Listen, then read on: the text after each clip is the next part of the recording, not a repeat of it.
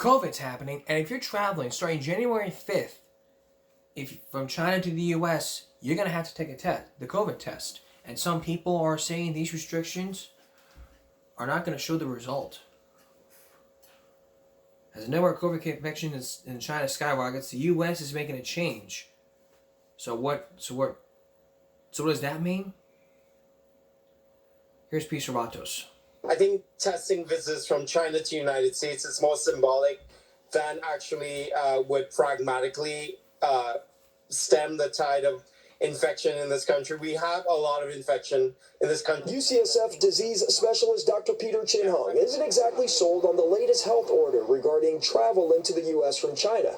As of next Thursday, anyone over the age of 2 coming to the U.S. from China must provide a recent negative COVID test before flying. It comes as China has seen cases skyrocket after lifting its zero COVID policy for the first time in years. Many experts worry infections in China are multiplying so fast they will spawn new variants. However, Dr. Chin-Hong points out that there are key differences between how China and the U.S. handle the virus, noting there are 3 key differences that put us in a better position to handle any new variant. Because of increased population immunity and waves of infection, because of the availability of vaccines and mRNA vaccines, and because we have a lot of therapeutics that can keep people away from the hospital. The CDC has said it's making the change because China notoriously lacks transparency when it comes to medical records, making it harder to analyze and track the mutating virus. Right now, we're not getting a lot of information as to variants, what kind of COVID is coming from that part of the world. According to the CDC, the new requirement applies to all travelers, regardless of ethnicity or vaccination status,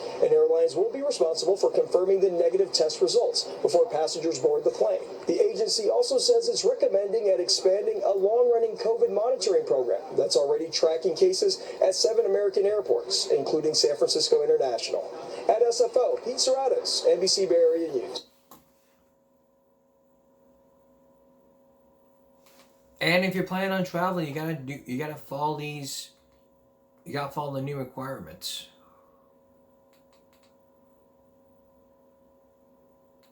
I mean, it comes as China begins growing COVID. So what needs to happen here? What we really need to do here is to make sure that we're following all these tips. These tips are: you need to make sure that you're wearing your mask. For those who are unvaccinated, you need to wear your masks. It should be at the bridge of the nose, not down here nor down here. Social distance, you need to be within 6 feet or more. Hand washing, biggest one ever. It only takes 20 seconds. 110 degrees. Wash your hands, soap and water. Also, disinfect your area. Really good. Disinfect your area. If you're traveling with the new restrictions, you need to prove that you're negative for COVID. If you're not, then do not go anywhere.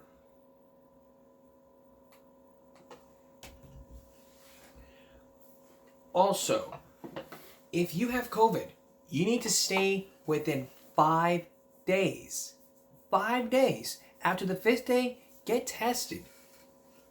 If you live with someone that you can contract the virus to, stay in your spot.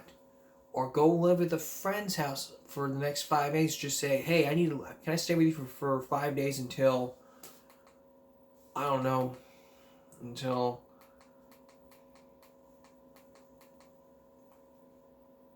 my friend gets clear of COVID. They would say that's fine. It's just for 5 days.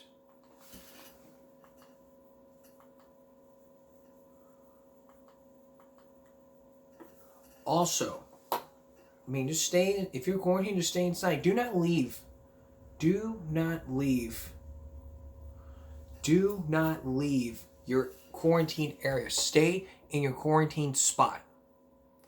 If you have a medical condition or religious reasons, you are exempt from the tips. You're exempt. So let's try to be safe here. And with New Year's approaching, the fire department warns of resident of dry conditions among the celebratory of New Year's Day. Because we're all out there with the fireworks and all this and this. So what can be done? Take a look. Holiday weekend is upon us. This time it might not be as cold, but you should still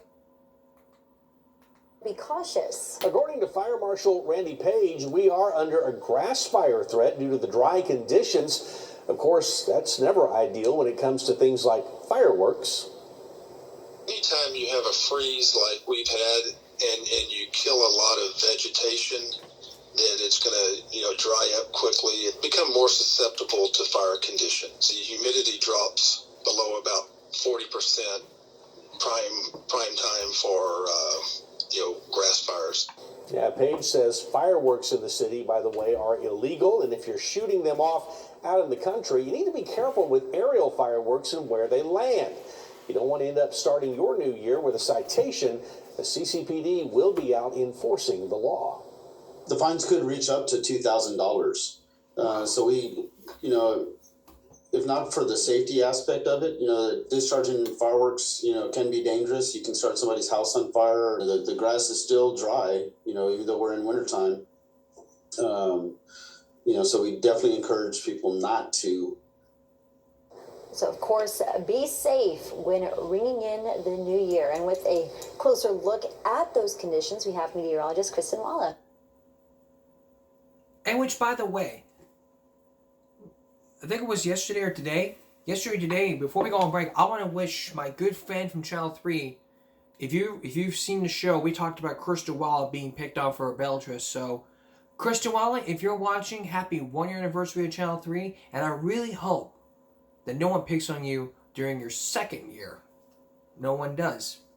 And if that ever happens, you come to me, and I will help take care of it.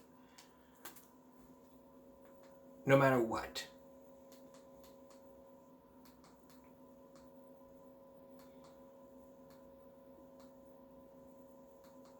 Okay. Coming up next, there was an oil spill here in Corpus. 3,800 gallons of light crude oil spills into the Corpus Christi coastline.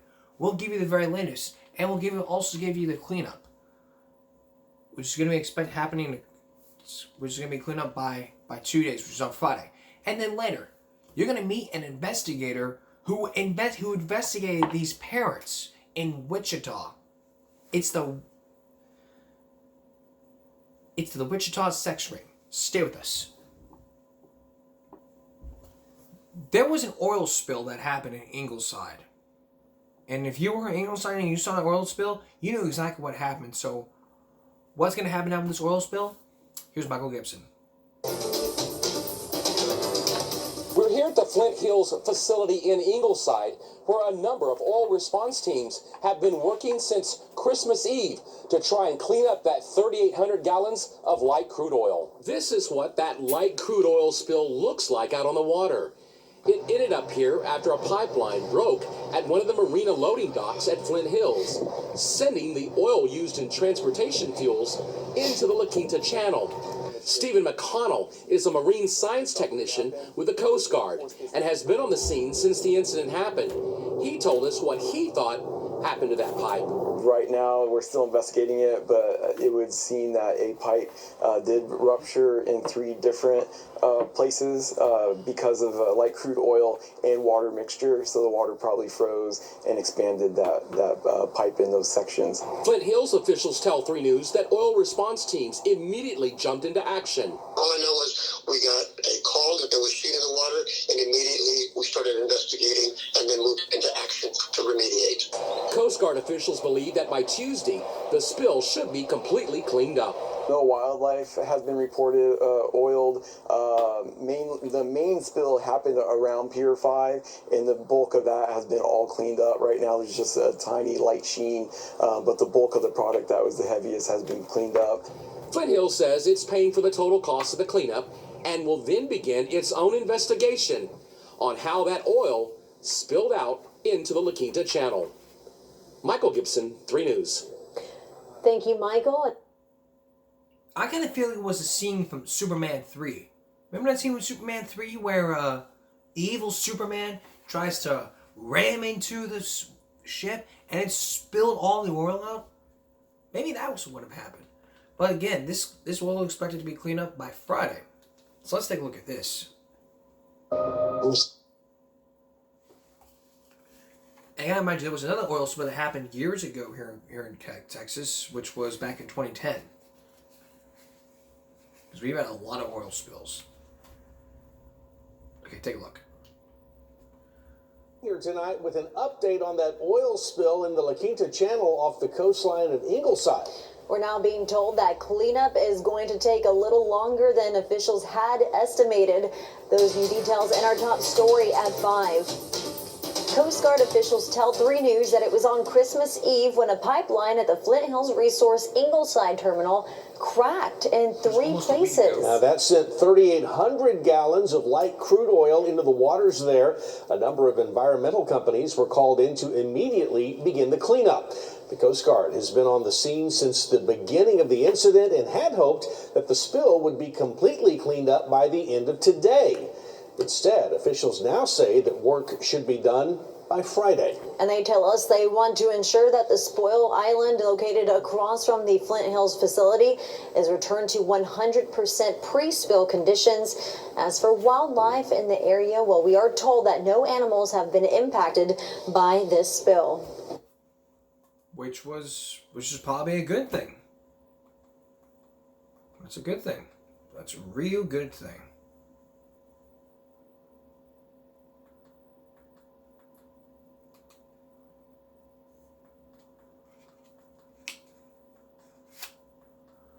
Well,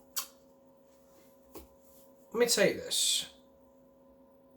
You go to the movies and enjoy the popcorn, you're about to meet a guy. Actually, he's a good friend of mine. We went to class together years ago. He's really great. And he entertains before the show with this good old popcorn. So, what's the secret behind this? Here's Simone Simpson.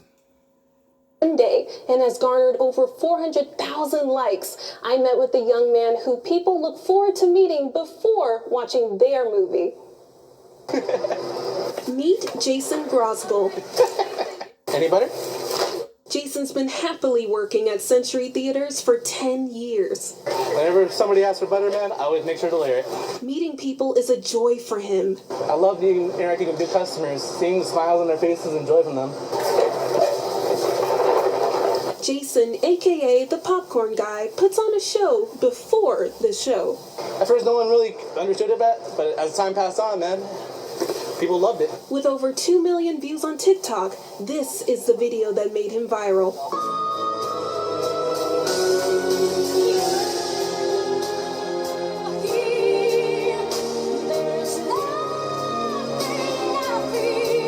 Now meet the person behind the camera, Oscar Leal. He already had prepared one tub of popcorn for us, and I decided to just pull out my phone when he started the second one, and it was just magical. The video was posted Monday and skyrocketed with views. It went from like 100 to 200, and then by yesterday, it just kept going up by the thousands. It was very surprising. 12,000 comments later. Last night, I read about 3 or 4 hours of comments.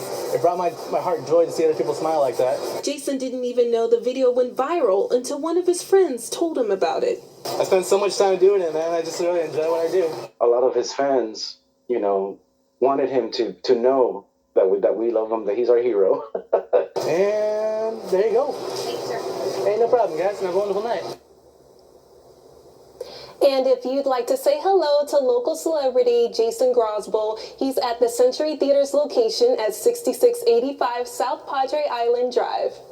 All right, Simone, thank you so much. And that is just such an extra special treat as more folks are heading.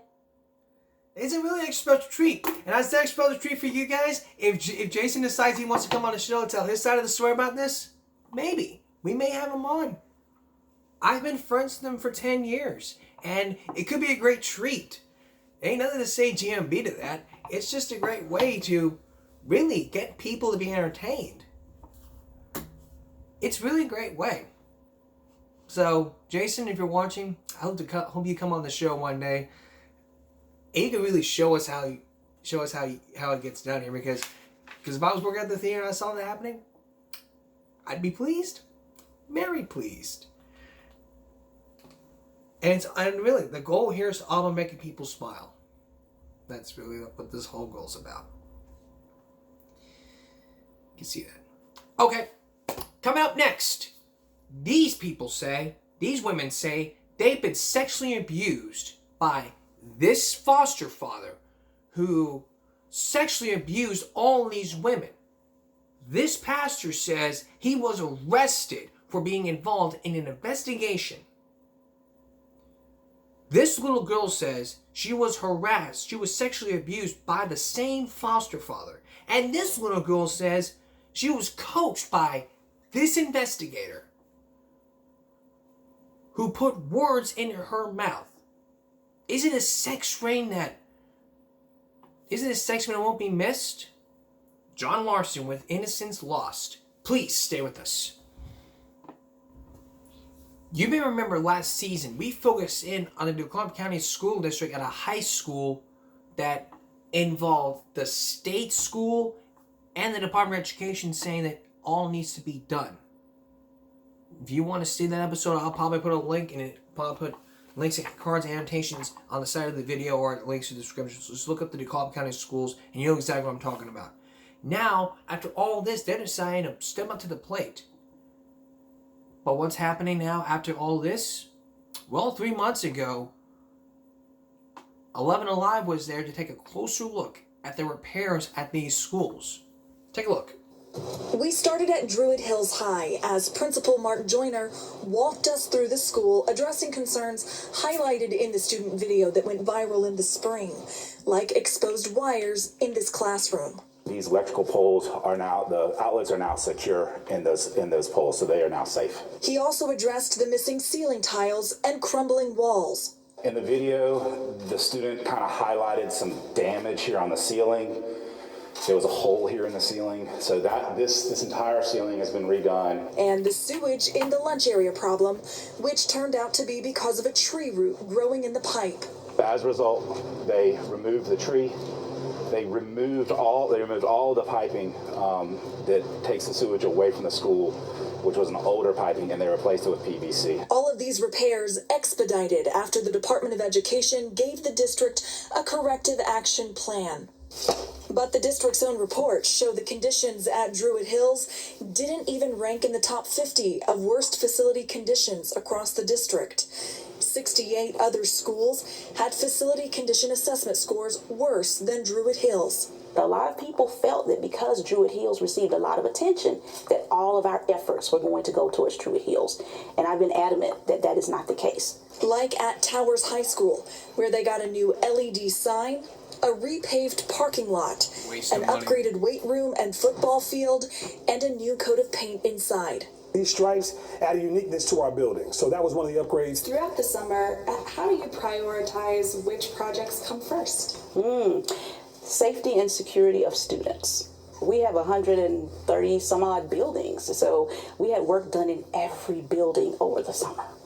Elementary, middle, and high. When Superintendent Dr. Visan Tinsley took over in April, she created a facilities task force. It meets every week to keep up with what repairs have been made and what still needs to be done. That's a way to help us to remain accountable, but also it gives me a nice gauge to let me know the work that's actually being done. But she admits there is still a lot of work to do. 50 out of the 81 elementary schools in the district have scores of poor or very poor. Is there anything you want to say to families who may be in some of the schools that had the worst FCA scores? Just know that we are working. We are determined to get our buildings in better shape. In DeKalb County, Christy Diaz, 11 Alive News. And these repairs could happen, and as a matter of fact, these schools could be repaired during the middle of the new year. So we'll keep you posted on this as it goes along. This comes after, I mean, all this, and the old superintendent was all like not doing what it does. I mean, this happened in April, and I was furious. I was stunned about these conditions. I mean, I wouldn't want my child going to that school. I I would not want my child going to that school. Even if I did, I'd pull them out right away and take them to a different school. Ridiculous. So ridiculous. Still ahead.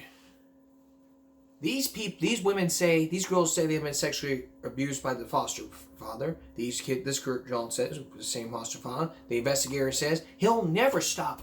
He'll never put away any molester or take any molesters out of the streets.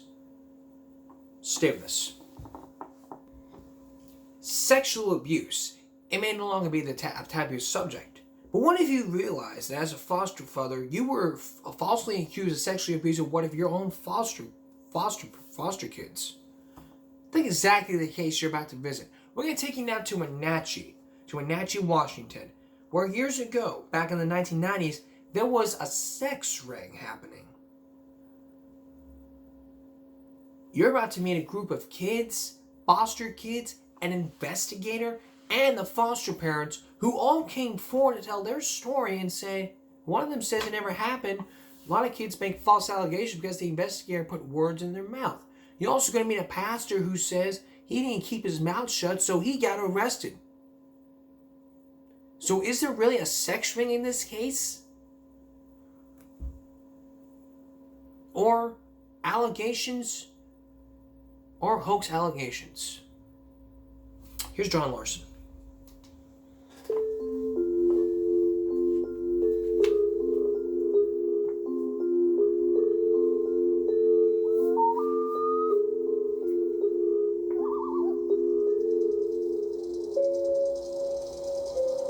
All of us would rather live someplace where bad things didn't happen.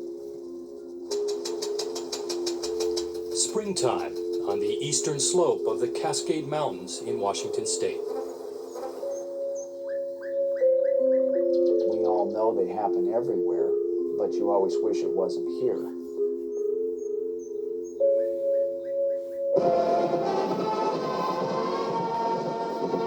Apple blossom season in Wenatchee.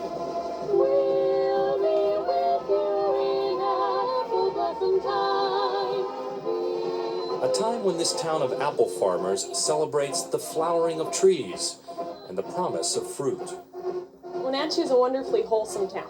It's full of strong families. But this has been an unusually painful year, and this spring arrives amidst ugly allegations. You would have to be here to understand, to listen to these children tell about these things that happen. And they're horrible. They're horrible. In America, we believe the seed, which makes our country great, grows best in small towns like Wenatchee, that evil is slow to take root here. But evil is exactly what police and prosecutors say has been going on here for years. The crimes, the worst imaginable, allegations of groups of adults meeting regularly to molest and rape dozens of children. Well, the initial investigation began in April of last year, 94. It started with an 11-year-old boy. He's a retarded boy. Made a disclosure to his teacher at school. Newly appointed as sex crimes detective, Bob Perez was shocked when a boy's disclosure of sexual abuse led to the boy's own parents. This first individual here is Gene Town. This is his wife, Sherry Town. They were the first two persons arrested and charged with abusing children in their care. The Wenatchee Police Department is so small, there's only one person in the sex crimes unit, Detective Perez. Continuing investigation led to Sid and Laura Holt. This woman was convicted and sentenced to 40 years. As the detective dug deeper, he says one lead led to another. This is Mike Rose and Randy Reed, both convicted. And one abuser became a group of abusers. Doris Green, currently serving 23 years and 4 months. All molesting children ranging in ages from 6 to 11 in their own homes. But as time went by, children began to disclose to foster parents and therapists, and that led to a second group. And that second group led to a third and a fourth. It continued to enlarge the number of suspects until we're where we are today, with a potential of 40 to 50 suspects but another 40 to 50 victims, child victims. Almost 100 people, a virtually unprecedented number, say experts, all uncovered by Detective Perez. I'm no better an investigator than anyone else. I just went a step further in the investigation. I had questions. And Detective Perez now believes all the rings are linked together in one huge, horrible web of sex abuse. They're not strangers that were molesting these children. They're their own parents. And then to make matters worse, the parents shared these children with other adults. It was an everyday occurrence. It was a way of life. One of the parents, it gives me the statement that says, when the adults would come to the door, my boys knew the routine, and they would get undressed and go wait in the bedroom. I think that's a real good... Chelan County Prosecutor Gary Reeson has handled most of the cases so far. In your experience, have you ever seen anything quite like this?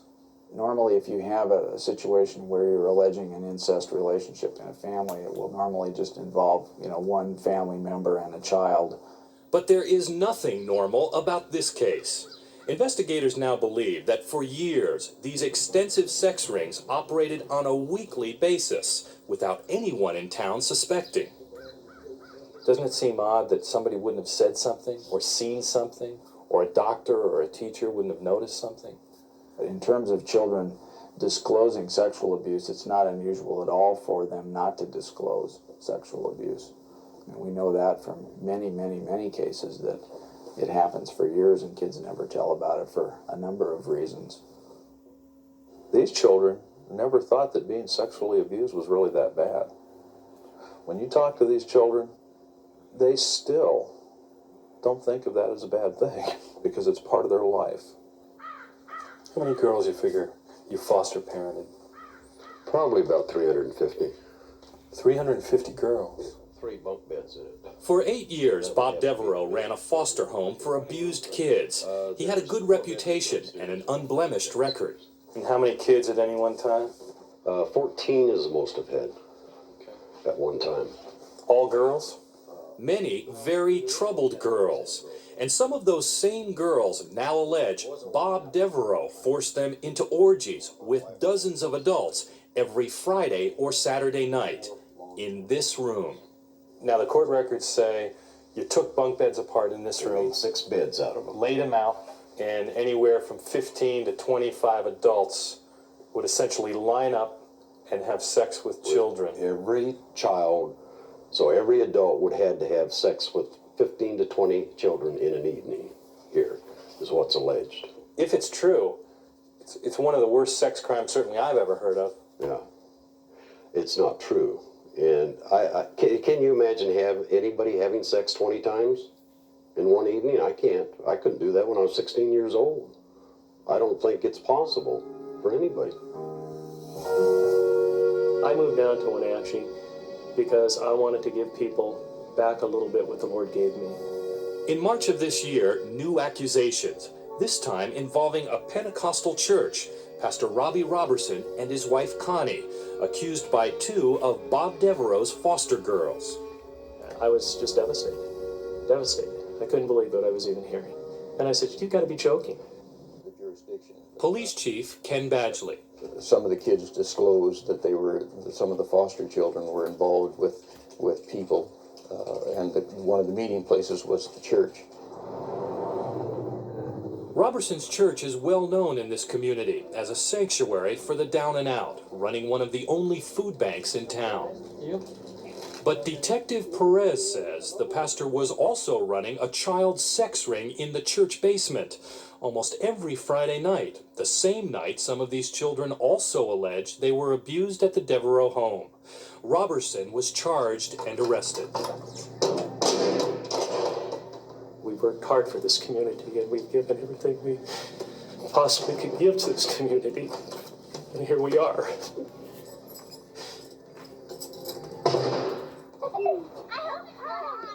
To date, 38 people in Wenatchee have been charged in connection with the sex rings. And it is by no means over yet. I'll never be able to arrest every child molester. I'll never find out who every child molester in Wenatchee is, and I don't have any illusions about that. But what I will do is, for the time I'm at this desk, I will do my best to make sure that they're all rounded up, the ones that I'm made aware of. Of the 10 people charged last year in the first alleged ring, only 2 went to trial and were convicted. Another 3 pled guilty, but the rest pled no contest. We have a history of the cases we handled last year that involved some of these same children that are now victims. And all of those cases went forward, I guess, successfully in the sense that people either pled guilty or were convicted. So if we're going to judge the merit of the evidence based on what you've done so far, you're batting 1,000. So far, right. But that was last year. All the other suspects, including Bob Devereaux, Pastor Robertson, and his wife, have come up since, and they have vigorously denied the charges. Read the statements of these people. These people are guilty.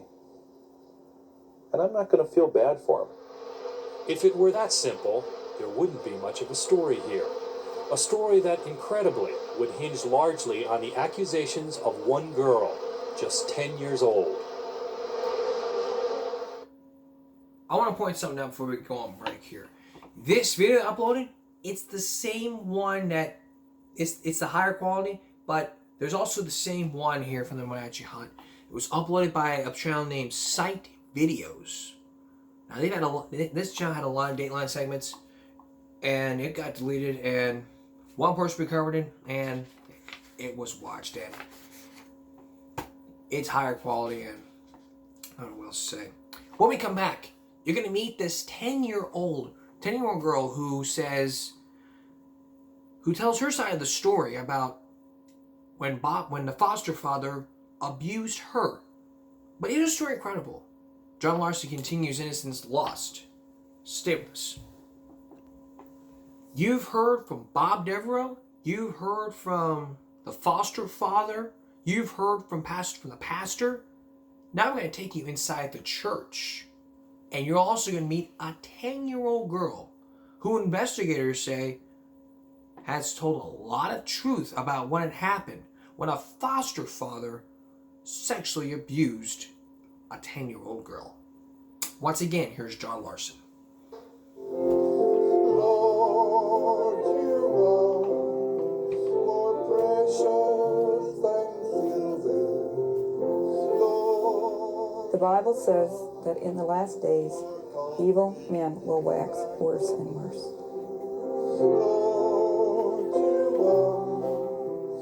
In Pastor Robbie Robertson's Pentecostal church, they believe good will triumph over evil, eventually. Oh God, Lord, we pray your mercies upon those today, God, that are so involved in something that is so wrong. But lately, that faith has been tested, and only a handful of parishioners now come to services. Hallelujah. As terrible as sexual abuse of children is, there is another explanation for what might be going on here.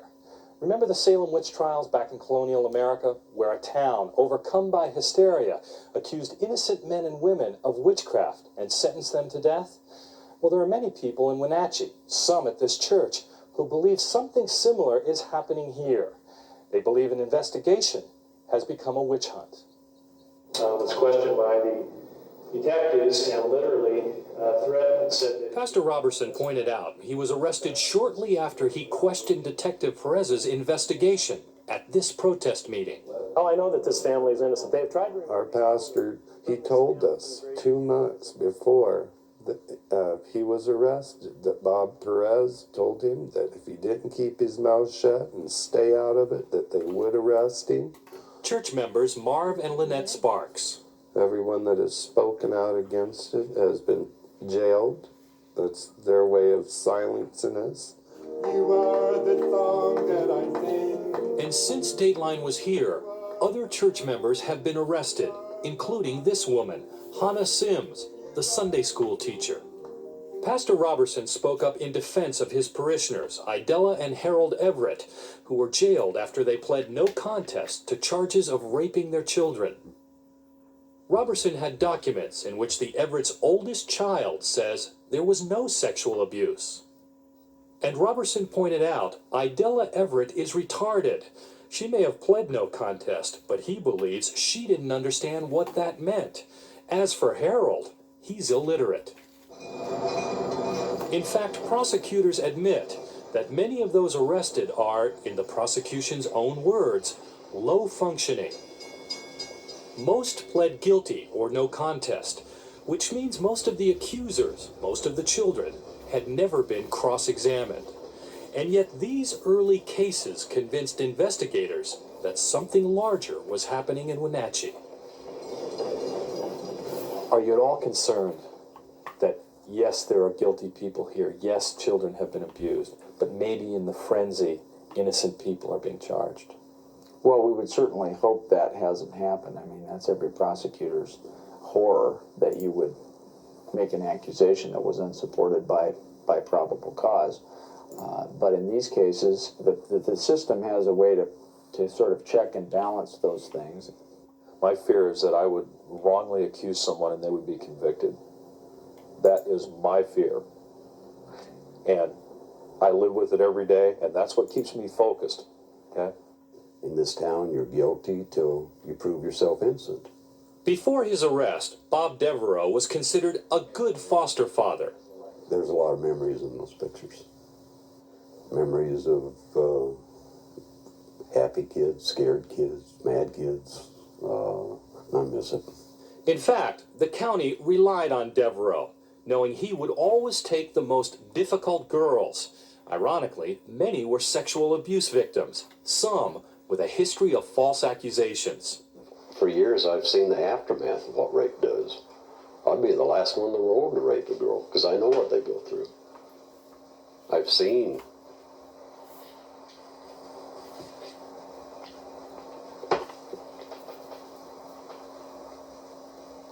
the tears. He was like a father to all of the kids that were there. He treated everybody like they were his own. These girls were foster children in the Devereaux home when some of the rapes were alleged to have happened. They say the house was always open, that there was never a time when Devereaux was alone with any girls. Because we know that none of this happened at Bob's house. We lived there. Yeah. I mean, it would be really hard to miss a 40-person orgy. But in August of last year, one of Devereaux's foster children, a 15-year-old girl known in court papers as AR, told Detective Perez that Devereaux had been raping her and other girls for years. Perez arrested Devereaux, the first step of a legal nightmare. First, I was in shock. I couldn't believe it. I thought it was some kind of a joke. And the more he talked, he started threatening and saying I was going to be in prison the rest of my life. But the very next day, AR, who suffers from fetal alcohol syndrome, was with her social worker, Paul Glasson, when she made a startling confession. And after some time, she then blurted out that she had told a whole bunch of lies to a police officer the previous day. And she began to say that she had, in effect, been pressured. I recall her saying, and I made some notes about this, she said that the officer had told her that the foster parent did improper things. Glasson immediately reported that AR was now saying she had falsely accused Bob Devereaux. But surprisingly, that information did not stop the investigation. And what happened next was even more startling. Within 24 hours, I was arrested and booked on suspicion of witness tampering. Ironically, child described being coerced, and now I was being accused with coercing her to change her story. I was astounded. A social worker who had dedicated 28 years of his life to helping children was now accused of threatening a child and interfering with an investigation. Meanwhile, Detective Perez had interviewed another foster girl, AS, who also accused Devereaux. Then, Perez interviewed a 10-year-old girl known as DE, who claimed Devereaux held weekly orgies in his foster home. Dee soon became Perez's star witness. She drove around town with him, pointing out at least 22 houses where she claimed she'd been sexually abused. Eventually, it was Dee, with the help of AS, who implicated the church, Pastor Robertson, and tied all of the sex rings together. You have to imagine if you're a 10-year-old child that you're going to have to talk about 50, 60, 70 adults who've sexually abused you since you were 5 years old, which is her earliest recollection. It's pretty incredible. How credible is it? A 10-year-old girl, Dee, claims she has been abused for half her life by up to 70 adults. And what bothers critics is that Dee and AS are star witnesses in almost every recent accusation. Some who know the girls say they are not to be trusted. AS is a liar. It's an ongoing history that she accuses everybody. Yeah, she had falsely accused other people in the past, from what I understand. AS had falsely accused a social worker, a teacher, and a number of foster parents of sexual abuse. I believe if she was able to talk to you by herself, she'd tell you nothing happened. And Dee was raped at a very young age in an unrelated case. But this brings up a new question. By Dee's count, she's been sexually attacked hundreds of times. Wouldn't she have suffered severe and obvious physical damage? Well, I don't know how, unless, I'm not a physician, but I don't know how you discern whether a child's been molested more than once. Physical evidence won't prove all the new allegations. Of course not. Prosecutors say it will come down to the child's word against the accused. But are they her words? Or was someone putting those words in her mouth? John Larson will answer that question, and we'll learn more about the investigator, Bob Devereaux. Is he out of control? We'll tell you when we come back. Stay with us. We're now out of time. We're going to continue this tomorrow. Now, is someone putting words in Dee's mouth? What about the investigator who started all this? Is he an out-of-control bully or a corrupt cop? You be the judge. And what's going to happen when they go to court? All the people in this Wenatchee case, what's going to happen when they all go to court? We're going to cover all this on GMB Thursday. So I hope you join us then. And a reminder, I'm going to be off on Friday, so a special Give Me a Break is going to happen on Saturday where we're on New Year's Eve, where we're going to look back at all of our greatest stories. So we're going to be on Saturday and Sunday, New Year's Eve and New Year's Day. So I really hope that you guys can join us. So that's Give Me a Break for this Wednesday going to Thursday thing. We will see you again for Give Me a Break Thursday. And I want to remind you, we are off. We're going to be off on Friday. So I'll see you again. So I'll see you for Give Me a Break Saturday and Sunday. Actually, getting them out wrong. That's Give Me a Break for this Wednesday. We'll see you again for Give Me a Break Thursday. For all of us here at Give Me a Break and YouTube, good night, everyone.